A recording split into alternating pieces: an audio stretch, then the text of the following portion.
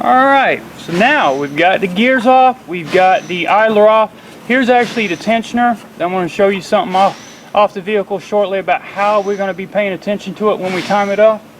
Now, the cover itself is held in with a total of 3 8mm bolts, and also further down we're going to have 2 13mm bolts that we're going to gain access from underneath. Now, if we were just doing the timing belt, we would have stopped before we took the gears off and the idler pulley, but as I mentioned, we're already into the engine. It doesn't take that much more labor, just some parts, and we're going to go ahead and take care of that water pump. And the water pump is behind the cover. That's the main reason why we're taking the cover off at this point, is to gain access to the water pump and also the tensioner itself, the bolts that hold it in place.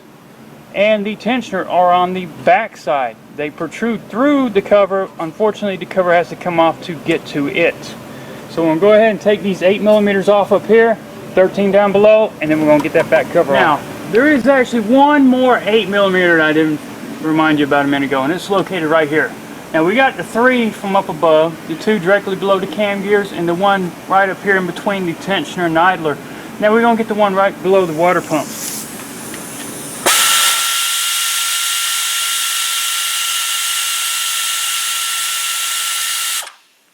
Now, we still got the 2 13mm that I told you about. They're on the left side over here.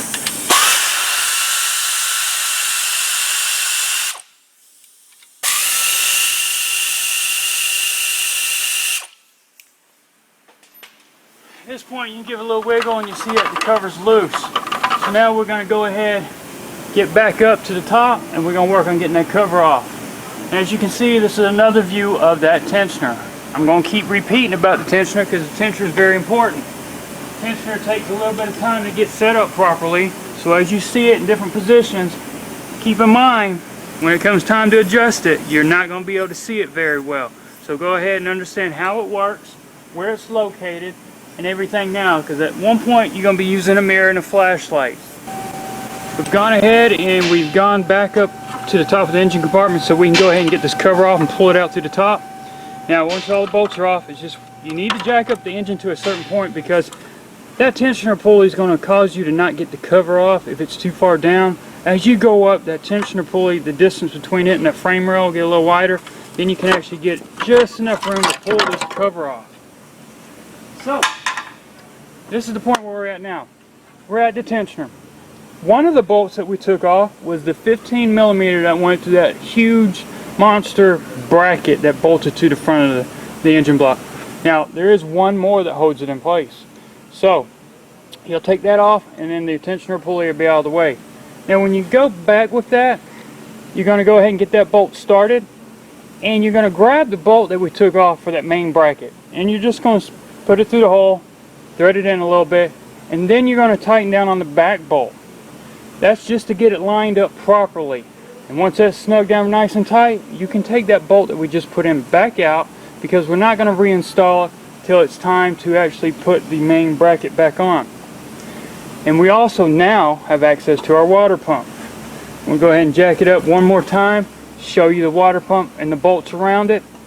I feel that there's no need to actually show you how to take a water pump off or put it back on when we're going to be right at it. It's going to be right in our face. The bolts are going to be there. You just take the bolts off, you clean the surface, you snug the bolts back down. Just don't use any impacts. I'd rather, because they are smaller bolts, they're 10mm, I'd rather you do it by hand, that way you don't break anything off. So with that, let's go ahead and raise the vehicle one more time. Or if you're using jack stands, you're on the ground, we're going to lower the engine. Now this is just another image basically showing exactly what I was telling you about that timing belt tensioner. I told you how this bolt right here is one you're actually going to be tightening up, and you're going to be using one of the longer bolts that you took out of that steel real thick plate bracket that goes on the front of that block, or the front goes on the area right here that the engine mount actually bolts to. You're going to be using that bolt just to keep it in place while you snug down that bolt. Once that's completely tightened, you're going to be taking that back out, and you're not going to put it back in until you get all the covers and that plate back on. Back under the vehicle again. Here's the water pump. Actually got a pulley on the outside that the timing belt actually fits around. It's actually held in place with a total of 4 10mm bolts. The bottom bolt right here, actually the larger hole, is one of the other bolts that we took off. The 15mm, that's the lower bolt on that steel huge monster bracket that goes on the front of the block. So that hole right there will be used, and we got the total of 4 10s going around it. Like I said, here's that tensioner again.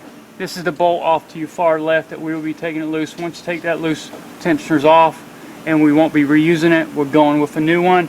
Water pump, going with a new one as well. This is the radiator drain cock I was telling you about. Now you got to take care. If this thing's got a lot of miles on it, if it hasn't been off before, it has a tendency to rip the O-ring that's on the inside. If it does, you will not know till you're done with the job and you fill it back up with coolant.